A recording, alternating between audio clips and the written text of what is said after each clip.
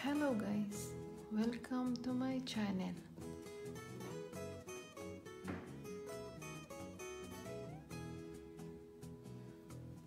Para sa mga hindi pa maalam kung paano magganchilyo, papakita ko sa inyo kung paano matuto.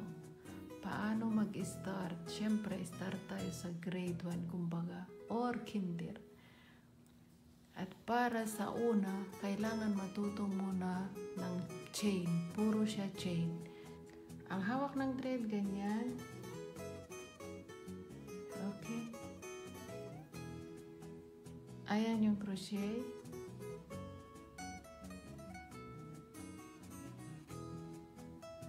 Ayan. Okay guys. Para sa una, kailangan matuto muna gumawa ng puro chain. Siyempre, ang chain ganyan.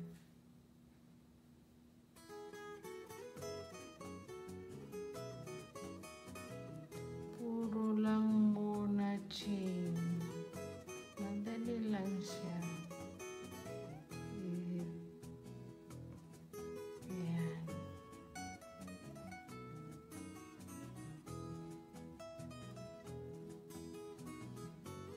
Okay? Ayan siya, Joy.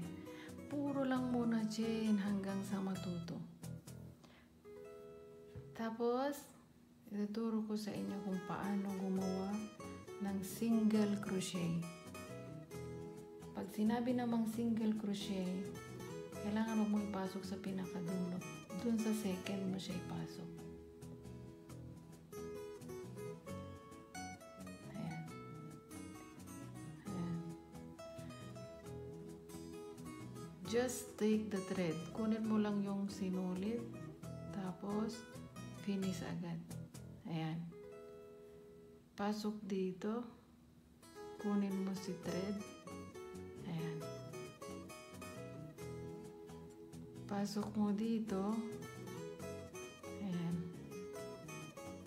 Yan ang single crochet.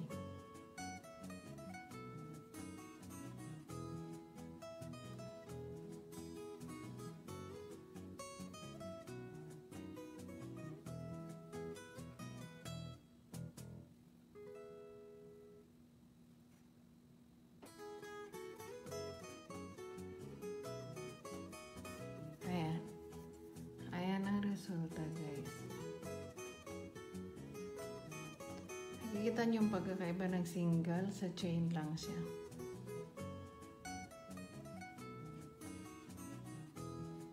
Kasi bago gumawa ng kahit anong project, siyempre kailangan mo na matuto. Alam kung ano yung chain, yung single crochet, yung double crochet, at syempre yung triple crochet.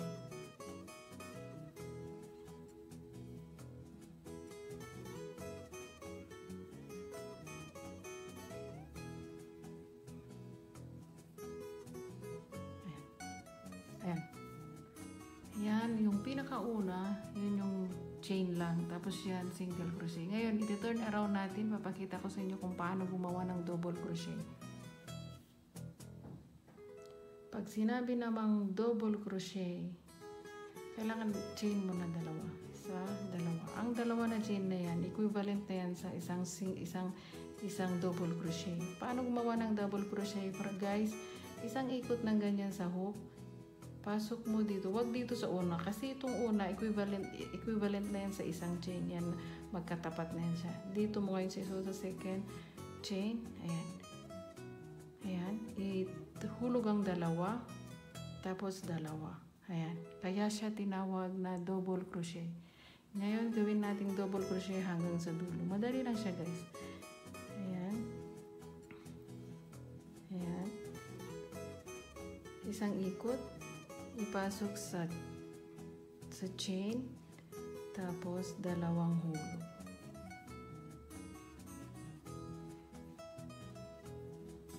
Ayan.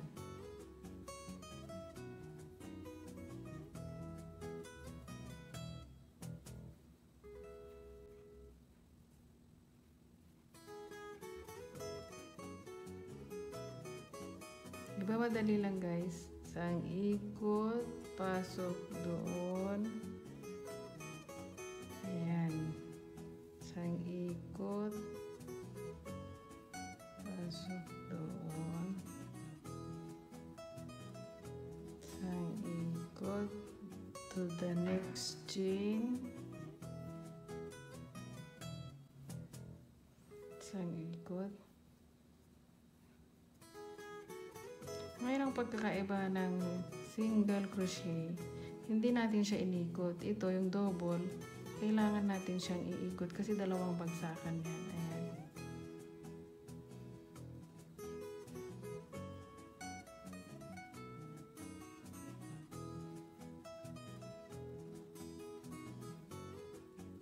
Yan sa pinakadulo.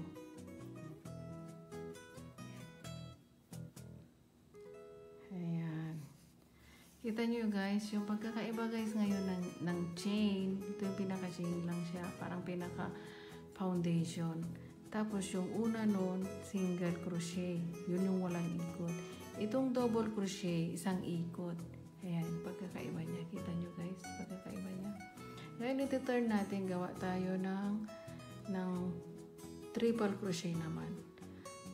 Gawa tayo ng tatlong chain, 1, 2, 3. Ayan, yung 3 chain na yan, equivalent yan sa isang triple crochet. Kasi yung triple crochet, bali yun, tatlong bagsakan yun. Pero ngayon, ang pagkakaiba dahil triple, dalawang ikot sa dalawa. Tulad ng sabi ko sa una, hindi mo dapat ipasok sa pinakaunang chain. Sa pangalawa mo siya ipapasok. Okay? Ayan. Isa, dalawa, tatlo. Bali, dalawang ibabagsak mo. Dalawang ikot, pasok sa next chain, tapos dalawang sinulid yung ibabagsak mo, isa, dalawa, tatlo. Ayan guys, maliwanag. Okay,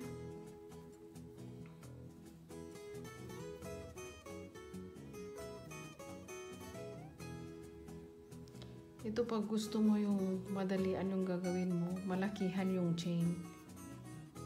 Pag malaki, syempre yung space mas malaki.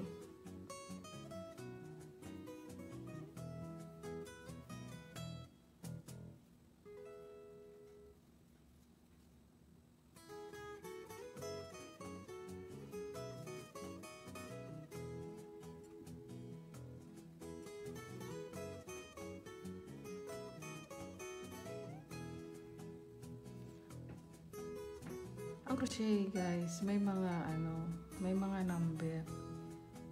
At itong ginagamit ko, number 3 siya. Ayan, number 3.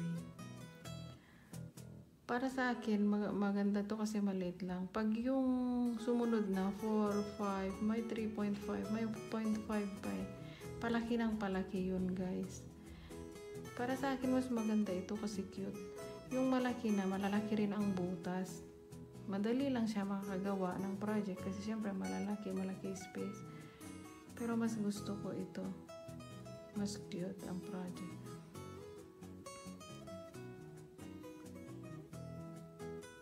Ayan. O, di ba madali lang guys?